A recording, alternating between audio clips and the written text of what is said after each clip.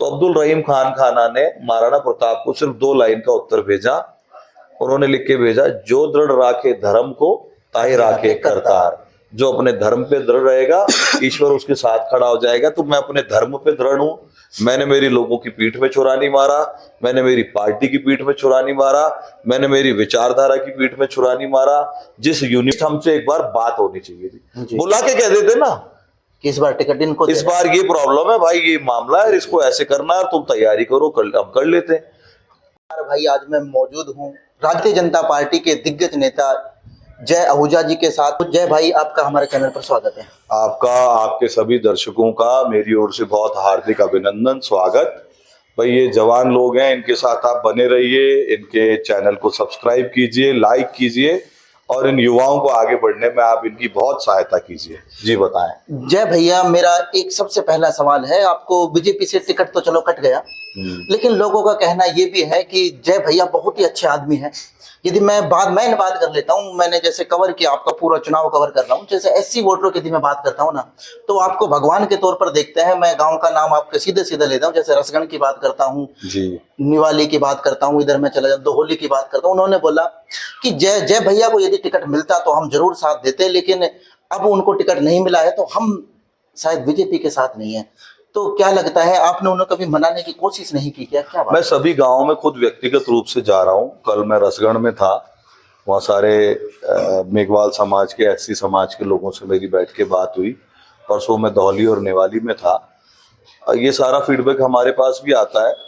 मेरी इतनी आत्मीयता है उनसे, और मैं एक ही बात पूछता हूं तो उनके पास कोई जवाब नहीं होता। मैं उनको योगेश जाटव भटपुरा वाले की मॉब लिंचिंग करके कैसे वभित हत्या हुई मेवों के द्वारा, वो प्रश्न पूछता हूँ। भाई कोई आया आंसू पूछने कांग्रेस का आदमी? कोई नेता आया? तो बोले नहीं आया, हम ही पहुंचे। मैं पहुंचा, बड़े आहूजा साहब पहुंचे।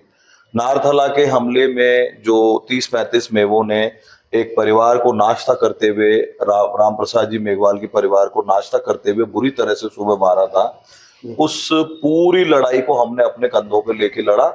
कोई नेता कांग्रेस का वहां पे समझाइश करने, कोई बात करने या उन पीड़ितों का हालचाल लेने नहीं पहुंचा। उनका चाहे अलवर में इलाज हो, चाहे जयपुर एसएमएस में इलाज हो, यहाँ तक भी मैं अभी नाम नहीं लेना चाहूंगा, सबका अपना मान सम्मान होता है। यहाँ तक कि एक भाई के हमारे लकवा हो गया, इतना मारा उसकी रीढ़ की हड्डी में, बहुत लंबे समय तक उसकी फिजियोथेरेपी करा के अब वो चलने लगा है। जब तक वो नहीं चला तब तक हमारे एक फाउंडेशन से मैंने उनको 5,000 रुपये महीने की सहायता दिलवाई, जिससे कि उनके दवाइयों के खर्चे का, बाकी का इंतजाम हो सके। एक मेघवाल बच्चे की हत्या हो गई गुजरात में, सुरेंद्रनगर जिले में। साहबदीन ठेकेदार लेबर कॉन्ट्रैक्ट पे ले गया था। मैं उन लोगों को अपने साथ अर्जुन मेघवाल जी के यहाँ ले गया दिल्ली अपनी गाड़ी में, अपने खर्चे पे। फिर मैं उन लोगों को गुजरात के गृह मंत्री हर्ष सांघवी के पास ले गया।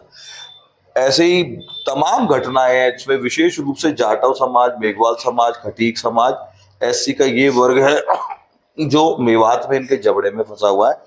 मेरा प्रश्न हमेशा ये है कि भाई ये वोट तो लेने आ जाते हैं तुमसे, तुम्हारे सुख दुख के भागीदार क्यों नहीं बनते? तुम्हारे पे जब मेव अत्याचार करते हैं, तुम्हारी बहन बेटी के साथ छेड़छाड़ करते हैं, तुम्हारी जमीनें दबाते हैं, तुम्हारे शमशानों के रास्ते बंद करते हैं, तुम्हारे खेतों के रास्ते बंद करते हैं, बात मेरी एससी समाज को समझ में आ रही है कि भारतीय जनता पार्टी ही मेवात में इन निरीह लोगों की रक्षा का और रक्षण का काम कर सकती है। एक भक्षक को और एक रक्षक को, तुमको किसको चुनना है तो वो रक्षक को चुनेंगे, ऐसा मेरी सबसे बात। यदि मैं आप मेवों को बार बार मेवों की बात कर लेता हूँ, पीछे कोटा खुर्द ग्राम है शायद, उसमें भी मैंने पहले टिकट वितरण नहीं हुआ था, उस दिन में बात चल रही थी, तो बोल रहे थे कि जय आहूजा को टिकट मिलेगा, और वो सारे मुसलमान युवक थे, उनमें भी काफी उत्साह था कि जय भाई के साथ है, हम जो किसी को मिला तो जय भाई के साथ। लेकिन अब उनका मैं देखता हूँ तब कहता है ना भाई, जय को यदि मिलता तो ज्यादा बढ़िया रहता। सुखन तो शरीफ आदमी, शरीफ भी बता रहे हैं, बेचारा भी बता रहे हैं, वोट नहीं देंगे, क्या बात है ऐसी? देखो, मेव समाज के वोट हमको कभी नहीं मिलते, परिस्थितिवश कोई मेरा नाम भले ही ले ले। आप एक बात को समझें, हिंदू समाज में, सिख समाज में हमारे पुजारी, हमारे ग्रंथी ये तय नहीं करते कि आपको वोट किसको देना है जी। लेकिन मेव समाज में जब मुल्ला जी फतवे जारी करते हैं मस्जिदों से, तो एक भी आदमी को इधर उधर वो जनरली छूटने नहीं देते। फिर भी कई हमारे लोग हैं बेचारे जो हमारे बूथों को संभालते हैं, भले मेव हैं, अगर वो फिर भी उनके लूप से बाहर रहते हैं तो उनको वो काफिर घोषित कर देते हैं, मुनाफिक घोषित कर देते हैं, और उनकी तमाम तरीके की प्रताड़नाएं चुनाव के दिन और चुनाव के बाद चलती रहती है। एक बड़ा चैलेंज है इस क्षेत्र में, लेकिन अब है तो है, इन सबको निपटना जी पड़ेगा। एक और यहाँ पे पड़ोस में एक गांव है शायद लालवंडी ललावड़ी। ललावंडी, उसमें माइंस का काम चलता है। वहां पे हमने लोगों से पूछताछ की कि भाई हमारे मकान भी फट गए, लेकिन अभी तक सरकार ने, चाहे बीजेपी की आ जा चुका हूँ, किसी ने कोई सुनवाई नहीं करी। उनके बारे में क्या कहना चाहते हैं? मल्टीपल तरीके के केसेस उन्होंने फाइल किए, जी उनके ज्ञापन हमने मुख्यमंत्री जी को भी दिए। मुख्यमंत्री जी के यहाँ से लौट के वो ज्ञापन अलवर माइनिंग ऑफिस और कलेक्टर साहब के यहाँ आए। सारी खानों की पैमाइश हुई, सबके लाइसेंसेस की जांच हुई, सबकी परमिशंस की जांच हुई। चूंकि वो सरकार के द्वारा 50 साल के लिए लाइसेंस शुदा लीजे हैं, और जो शिकायतें जिनके द्वारा की जा रही हैं उनके घरों की रिपेयरिंग के लिए 1-2 घरों में ऐसी घटना हुई, ये बात सही है। माइंस वालों ने खुद ने चिंता करके उनके घरों को ठीक करवाया। और बाकी कुछ लोकल जो हमारे बहुत सारे कारण जी। होते हैं, मैं कह नहीं सकता, लोकल राजनीति भी होती है और प्रकरण होते हैं, पर मैंने उनकी लड़ाई बहुत ताकत से लड़ने का प्रयास भी किया और उनके कागज हर जगह पहुंचा है। और मेरे कारण मेरे प्रयासों से उन खानों की, पूरे माइनिंग जोन की कई बार जांच भी हुई है। जी जय भाई, एक सवाल और पूछना चाहूंगा कि आप तो भारतीय जनता पार्टी में वापस लौट गए, कहीं ना कहीं आपको तो मना लिया गया, लेकिन आपके साथ जो कुछ दिन पहले जो हम देख रहे थे प्रशंसक थे, वो सुखवंत के सख्त खिलाफ थे कि भाई इसने चुनाव हरवा दिया था पिछला हमको, और हम तो चुनाव में यदि किसी को वोट देंगे तो जय भाई को देंगे। लेकिन अब वो क्या वापस आपके साथ साथ आपके जो समर्थक है वो वापस आ पाएंगे? जय इंटेंशन, मंशा, यदि हमारी नीयत या हमारी मंशा या हमारी इंटेंशन सदाचारी है, सकारात्मक है, तो मेरे लोग भी सब उस बात को मान रहे हैं। मेरा प्रश्न सबसे ये था कि 2 बार हम लगातार यहाँ हार चुके, दोनों बार हारने के पीछे कारण ट्रायंगल था। अगर मैं अब की बार त्रिकोणीय मुकाबला बना देता तो निश्चित रूप से पार्टियां चुनाव हार जाती, वोट किसके कम आते, किसी के ज्यादा आते, पर हार निश्चित थी। जी मैं पक्षद्रोही होने का, विचारधारा द्रोही होने का और अपने हिंदू समाज का गद्दार होने का टाइटल अपने ऊपर नहीं लेना चाहता था। सुखवंत जी ने भी बड़ा मन रखते हुए इस बात के लिए क्षमा मांगी कि जो उनसे हुआ वो गलत हो गया, और मैं ब्रॉडर इंटरेस्ट में, हिंदू समाज के इंटरेस्ट में, उन निर्धन हिंदू और विशेष रूप से दलित जिनके ऊपर हमारी एब्सेंस में, हम पावर में नहीं होते तो अत्याचार होते हैं, उनके इंटरेस्ट में मुझे लगा कि मुझे पार्टी के साथ रहना चाहिए। और सतत हारने की जो ये सीरीज 2 बार बन गई है, उससे पहले हमने 2 बार चुनाव हराया जी और दोनों बार जुबेर खान जी को हराया। तो ये जो सीरीज है इसको ब्रेक करना जरूरी है, और यहाँ भारतीय जनता पार्टी का पुनः सत्तासीन होना, रामगढ़ से विधायक हमारा चुना जाना बहुत आवश्यक है। जी जय भैया, एक सवाल और, मेरा इत्तेफाक लगा लो कि आपके समर्थक मुझसे ज्यादा मिलते हैं। जब मैं पिछले 10 दिनों से कर रहा हूँ तो आपके समर्थक कहीं ना कहीं किसी मोड़ पे मिल जाते हैं। ऐसा है, वो तो हुआ क्या, मैं सुनिए एक बार, वो उसमें क्या था, वो बंदा बोल रहा था कि भाई जय भाई है ना पागल बन गए थोड़े से, ये तो बैठ गए, यदि इसकी जगह सुखवंत होता ना तो कैसे भी नहीं बैठता, और कहीं ना कहीं कड़ी बिगाड़ देता। इस बात में कितनी सच्चाई मानते हैं आप? नहीं, मेरा ये मानना है कि मैं प्रज्ञावान और स्थिर चित्त का व्यक्ति हूँ। मैं बुरी से बुरी परिस्थिति में भी सोचने समझने की शक्ति रखता हूँ। यहीं आपके फ्रेम में नहीं आ रहे, लेकिन यहीं हमारे एक भाई बैठे हैं, अजीत जी। जब टिकट की घोषणा हुई तो दिल्ली में मेरे साथ थे। उस समय ये बहुत दुखी थे, हमारे एक और मित्र हैं वो बहुत दुखी थे। मैं इनको सांत्वना दे रहा था और मैं इनको कह रहा था कि जीवन यहाँ समाप्त नहीं होता।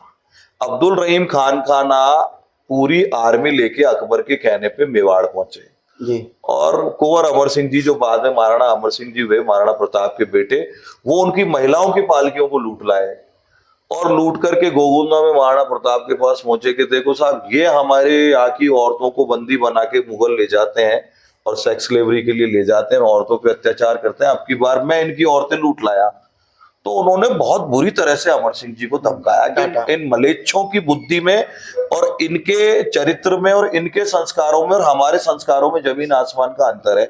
उन्होंने बिना देखे, उनको कहा पर्दे में रहती हो पर्दे में रहो, बिना देखे महाराणा प्रताप ने सबको विदा दी। विदा मतलब कुछ न कुछ दिया, उनको उपहार दिए, उनसे क्षमा मांगी और अमर सिंह जी को, बाकी के कुछ लोगों को साथ में भेजा और अब्दुल रहीम खान खाना के लिए एक चिट्ठी लिखी, उन्होंने क्षमा याचना की कि मेरा बेटा आपकी ये सब महिलाओं को ले आया, इसके लिए मैं क्षमा प्रार्थी हूँ। इसके बाद वो महिलाएं वापस लौटाई गई, सह सम्मान लौटा सह सम्मान। थोड़े दिन बाद महाराणा प्रताप अपने स्ट्रगल्स करते करते बड़े अवसाद में थे, थके हुए थे, तो उन्होंने एक चिट्ठी लिखी, अब्दुल रहीम खान खाना से दोस्ती हो गई उनकी, और बड़े विचारक थे। रहीमन धागा प्रेम का मत तोड़ो, छिटका है तोड़े से फिर ना जुड़े, जुड़े गांठ पड़ जाएगी, उन्हीं का दुआ है जी। बड़े अच्छे कृष्ण भक्त थे और अकबर के रिश्तेदार थे। तो उन्होंने चिट्ठी लिखी। इस प्रकार के लोग तो महलों में राज कर रहे हैं, और मेवाड़ का महाराणा जो अपनी मातृभूमि के लिए स्ट्रगल कर रहा है, संघर्ष कर रहा है, वो जंगलों में घूम रहा है। तो अब्दुल रहीम खान खाना ने महाराणा प्रताप को सिर्फ 2 लाइन का उत्तर भेजा। उन्होंने लिख के भेजा, जो दृढ़ राखे धर्म को ताहि राखे करतार। जो अपने धर्म पे दृढ़ रहेगा, ईश्वर उसके साथ खड़ा हो जाएगा। तो मैं अपने धर्म पे दृढ़ हूं। मैंने मेरी लोगों की पीठ में छुरा नहीं मारा, मैंने मेरी पार्टी की पीठ में छुरा नहीं मारा, मैंने मेरी विचारधारा की पीठ में छुरा नहीं मारा। जिस यूनिवर्सिटी, जो संघ हमारी यूनिवर्सिटी है आरएसएस, उस यूनिवर्सिटी के विचार की पीठ में छुरा नहीं मारा, और एक ब्रॉडर इंटरेस्ट में, एक बड़े हिंदू समाज के इंटरेस्ट में मैंने विड्रॉ करके सुखवंत जी को तन मन धन से समर्थन करने का जो वचन दिया पब्लिकली, उस वचन पे मैं दिन रात काम करके खरा उतरूंगा, और सुखवंत सिंह जी निश्चित भारतीय जनता पार्टी के यहाँ से विधायक बनेंगे। जिस दिन आपने वचन दिया था, आप मीटिंग की बात कर रहे हैं, उस दिन भी मैं मौजूद था उस दिन, लेकिन आपके साथ भी घोषणा भी हुई थी कि जय हो जय भाई को राजस्थान में कोई बड़ा पद दिया जाएगा। इसके बारे में आपका क्या विचार? ये बात पदों की नहीं है, आप समझिए, यहाँ पे पद नहीं, सेवा की बात चल रही है। बात सेवा और पद दोनों की नहीं है। लड़ाई क्या है कि मेवात में जो रेजिस्टेंस चाहिए, मेवात में जो पॉलिटिकल पावर चाहिए अपने लोगों के प्रोटेक्शन के लिए, वो पॉलिटिकल पावर हाथ में होनी चाहिए, उसके बिना नहीं चलेगा। और ये माननीय मुख्यमंत्री जी हमारे बड़े भाई हैं, जब हमारे बड़े भाई कोई बात कह रहे हैं कि आई विल टेक केयर, तो ठीक है, बात टेक केयर करने की भी नहीं है। मुझे ज्यादा गुस्सा इस बात का नहीं था कि टिकट काटा, मुझे ज्यादा गुस्सा इस बात का था कि मेवात में जिस लॉ को, जिस मशाल को हमने सालों साल तक जिंदा किया है, रखा है, एटलीस्ट हमसे एक बार बात होनी चाहिए थी। बुला के कह देते ना कि इस बार टिकट इनको, इस बार ये प्रॉब्लम है भाई, ये मामला है, इसको ऐसे करना है, तुम तैयारी करो, हम कर लेते हैं। जो डायलॉग नहीं हुआ, उसको लेके मेरी शिकायत थी, वो उन्होंने दूर कर दी। जी। तो जय भैया, अब आपकी चुनाव की तैयारी, अब चुनाव बिल्कुल शिखर पे है, 13 तारीख को चुनाव, अब तैयारी कैसी है, क्या लगता है राजस्थान की 7 विधानसभा सीटों में से आप कितनी विधानसभा सीट दिखा पाएंगे? भाई रामगढ़ का पता है, हमारे लिए धरती का केंद्र रामगढ़ है, बाकी कहाँ क्या चल रहा है मुझे आइडिया नहीं है। कुछ लोग हमारे मित्रगण दौसा में भी प्रचार कर रहे हैं, तो दौसा में भी बड़ा अच्छा माहौल है, और रामगढ़ हम जीतने जा रहे हैं। 2 जगह की बात मैं आपसे कर सकता हूँ, वो क्योंकि नियरेस्ट है, इन्फॉर्मेशन मिलती है, हमारे मित्र मंडली के लोग वहाँ काम कर रहे हैं, और रामगढ़ में मैं खुद मौजूद हूँ, दिन और रात यहाँ काम कर रहा हूँ, इसलिए ये काम यहाँ पे सफलतापूर्वक होगा, हम चुनाव जीतेंगे। जी। तो दोस्तों, ये थे मेरे साथ भारतीय जनता पार्टी के दिग्गज नेता जय आहूजा जी। इन्होंने बताया, आपको सभी समस्याओं से, रामगढ़ की समस्याओं से अवगत कराया। तो मिलते हैं दोस्तों आपको नेक्स्ट वीडियो में, तब तक के लिए जय हिंद, जय भारत।